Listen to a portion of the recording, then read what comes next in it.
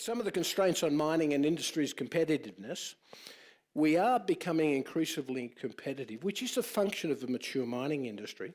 Ore grades continue to decline as a function of the maturity of our operation, which places a huge question mark over how much our vast mineral endowment is economically extractable. Obviously, we can't develop these resources at a cost greater than the realisable price. Many of our underground operations are becoming unviable as we have to mine at greater depths. We're mining at 4,000 metres. No one in the world is mining anywhere near those depths. I think the closest would be around 2,000 metres, maybe in Brazil at the old Sir John mine. The technical achievements of our industry are remarkable and second to none, in spite of what the Australians think. Here as elsewhere, the mining industry has a legacy of inefficient capital allocation, with cost overruns that have been typically of the order of 20 to 30% on major projects, and in our case, more at times. Labour, energy and other input costs continue to outstrip inflation, so productivity is steadily going down. Now, that's not so much an issue where volume is the issue and you've got a rising price that's beating inflation, but today, that's turned and we've got decreasing prices and we've still got increasing costs. And the 2 points, or the 2 curves, are now starting to intersect. And we've already seen in the last week companies that have declared a crisis in their own circumstance, and companies like ours that have said we're going to have to take some tough actions to be competitive to make sure we don't get into that same situation. These are critical times.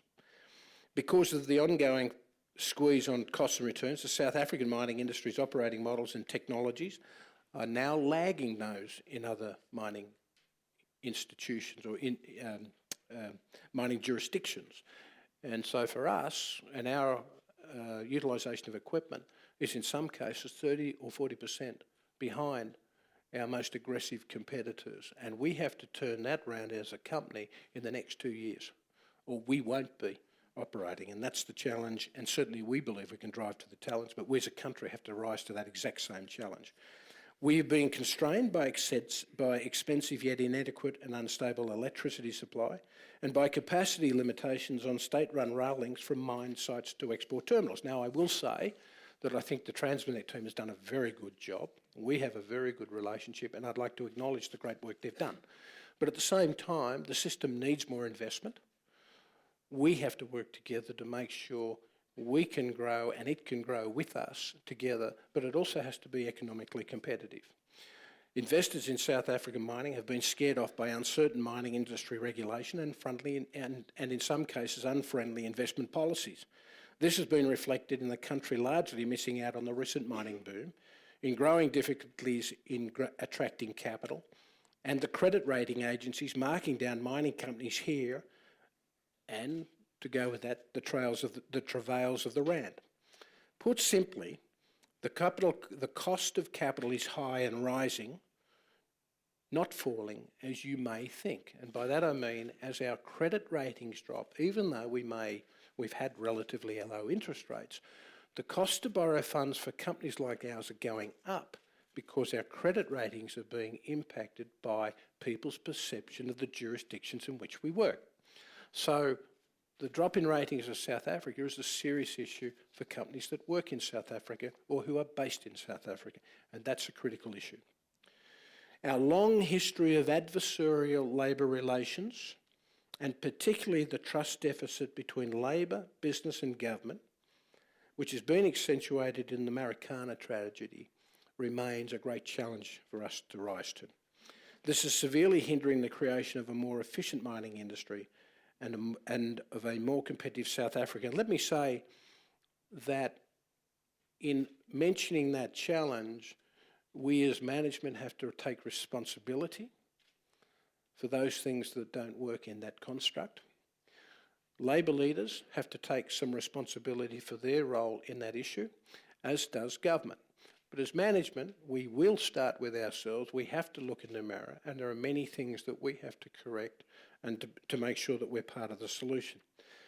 I think from our point of view, and on the subject of the Marikana tragedy, it is good to see the Farlam Commission report is in. We take to heart the recommendations of the Farlam report.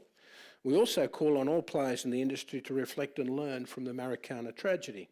We've made significant progress as Anglo-American in the areas of development of mining communities and remuneration and housing and the living conditions of our people. Many people will know the work we're doing at the moment in terms of debt of our employees and how we can support them change their world and also help people understand finances and other things that we should be doing as part of our basic training in our organisation.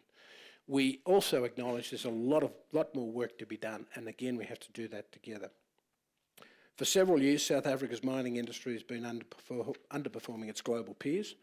Today, South Africa falls outside the top 50 mining jurisdictions and is languishing at number 56 in the World Economic Forum Global Competitive Index, having slipped another 3 places in 2014. We have to pull that around. To have the most significant resource endowment in the world and to be ranked number 56 in terms of the competitive index is, for all of us, it's unacceptable. We can't live with that position. We should be top 10. And in fact, for us to realise our potential, that's where we have to be. The consequence of being at number 56 is as significant as this. If mining had come to the party with a growth rate matching the rest of the economy over the past 20 years, we would have seen annual average growth rate over that period rising from 3.2% for the country to 4%. A significant 25% improvement on what we've achieved over that period. And there would have been 20% more jobs, equivalent to 260,000 direct and indirect positions created in our industry. We'd be in a very different conversation. We have to take the long view and work out how that statistic is not repeated in the next 20 years. Despite the challenges on many fronts, they aren't insurmountable, and South Africa's future is still inextricably linked to what happens in our industry. Mining remains, arguably, the country's most important industry, contributing about 18% of South Africa's GDP, that's in direct and direct terms, 60% of exports, more than 500,000 direct jobs and more than 800,000 indirect jobs. Through taxes and other benefit, mining pays 20 cents in every rand that is invested in public infrastructure and social benefits. Moreover, we are still investing heavily in the future of our assets in our country. My own group alone has a multi-billion rand investment program in turning around our mines and in new projects across all of our businesses in South Africa, iron ore, coal, platinum and diamonds. Traditionally, the mining industry has also been a great source of competitive advantage for South Africa. But if we cannot at least arrest its decline in productivity and reduce our costs, we won't have a viable industry to build the country.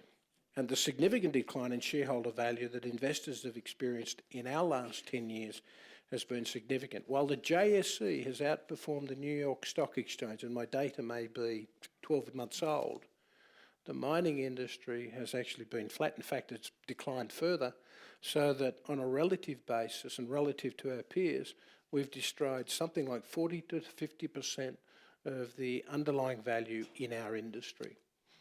That is why we're ranked number 56. That is why we have consistently underachieved on our potential. Well, that's the outcome in terms of that underachievement. And as a country, we cannot afford to continue that track record.